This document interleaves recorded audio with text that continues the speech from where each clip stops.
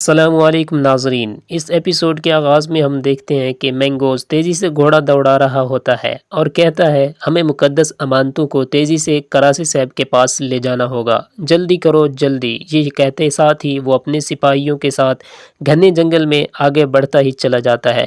دوسری طرف کائی قبیلے کے زندان میں غزال بہت بے چین ہوتی ہے اور وہ کہتی ہے اللہ اللہ میں مر رہی ہوں، بہنوں میری مدد کرو۔ یہ سن کر باہر موجود خواتین اندر آ جاتی ہیں تو غزال ان سے کہتی ہے مجھے شفا خانے میں لے چلو، میں مر جاؤں گا۔ پھر آہستگی سے کہتی ہے اب تمہاری باری ہے۔ سروجہ خواتین اسے سہارا دیتے ہوئے وہاں سے لے جاتی ہے۔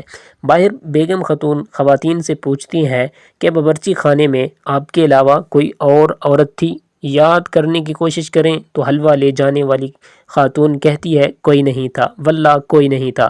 جواب میں بیگم کہتی ہے غور سے سوچو کہ آپ کے باورچی خانے کے ارد گرد بیہان سردار کے سپاہیوں میں سے کوئی تو نہیں تھا۔ اسی لمحے بالا خاتون وہاں پر آتی ہے اور یہ منظر دیکھ کر کہتی ہے کس نے کہا کہ تم تحقیقات کرو؟ خاتون کیا یہ تمہارا فریضہ ہے؟ تمہیں جب کہ ابھی کرادین قلعے میں ہونا چاہیے تو تم یہاں کیا کر رہی ہو؟ تو بیگم خاتون کہتی ہے میں تمہاری پوتی کے قاتل کو تلاش کرنے کی کوشش کر رہی ہوں جو دراصل مجھے مارنا چاہتی تھی۔ بالا خاتون غصے سے کہتی ہے نہیں، میں جانتی ہوں کہ تم کیا کرنے کی کوشش کر رہی ہو۔ تمہاری نیت قاتل کو سزا دینا نہیں بلکہ ہزال خاتون کو سزا دینا ہے، لیکن تم اپنی حدود میں رہو۔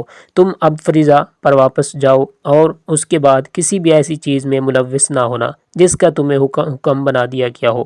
یہ سنتے ساتھ ہی وہ وہاں سے بیگم خاتون چلی جاتی ہے اور بالا خاتون خواتین سے کہتی ہے کہ ہر کوئی کام پر لگ جائے۔ دوسری طرف سردار کرا سے خوش ہوتے ہوئے کہتا ہے مجھے کمانڈر لوکاس نے اتنا بڑا تحفہ دیا ہے جو اس جہان کے وہ بہت بڑا ہے۔ عالم اسلام کراچی ریاست کے بارے میں بات کرے گا، امانتیں آپ نے تلاش کی ہیں، یہ جاننے کے بعد عثمان صاحب وہ حسد سے مر جائیں گے۔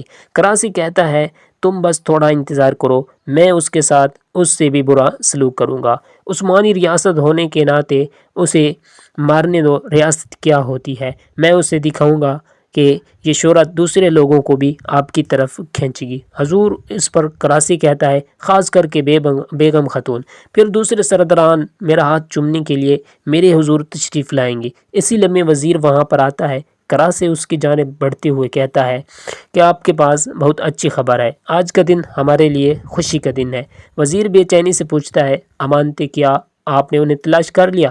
تو کراسی کہتا ہے یہ تھوڑا مشکل تھا لیکن ہم نے اسے ڈھونڈ لیا۔ یہ سن کر وزیر اللہ کا شکر ادا کرتا ہے اور مزید کہتا ہے ہم نے آپ کو کام سونپ کر ٹھیک کیا، میں کبھی آپ کو مایوس نہیں ہونے دوں گا۔ وزیر کہتا ہے قیم المقام خلیفہ آپ کی کوششوں کا صلہ آپ کو ضرور دیں گے۔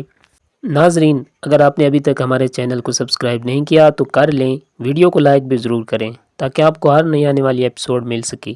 تو ملتے ہیں نیکسٹ ایپیسوڈ کے ساتھ، اللہ حافظ۔